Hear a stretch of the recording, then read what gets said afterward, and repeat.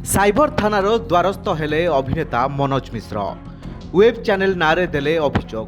ଗତ କିଛିଦିନ ଧରି ଅଭିନେତା ମନୋଜ ମିଶ୍ରଙ୍କ ବ୍ୟକ୍ତିଗତ ଜୀବନ କାହାଣୀ ସୋସିଆଲ ମିଡିଆରେ ଭାଇରାଲ ହେବାରେ ଲାଗିଛି।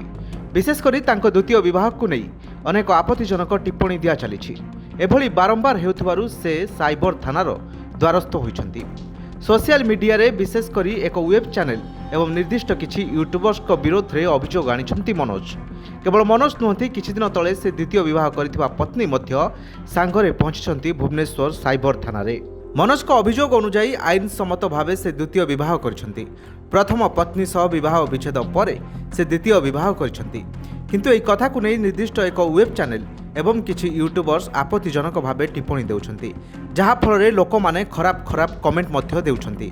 एभली परिस्थिति जुगु तांको परिवार वर्तमान मानसिक चिंतारे अछंती।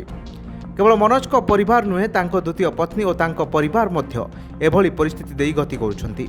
एपरिक द्वितीय विवाह को नै आक्षेप भी करा जाउछि। साइबर पुलिस मनोज को एतला को ग्रहण करी मामला एबे रुजु करिछि। उक्त वेब चैनल एवं निर्दिष्ट किछि यूट्यूबर्स को विरोध में उपयुक्त कार्यानुष्ठान नियाजिबो बोली मनोज अनुरोध करिसेंती। Bureau report, Kalinga today live.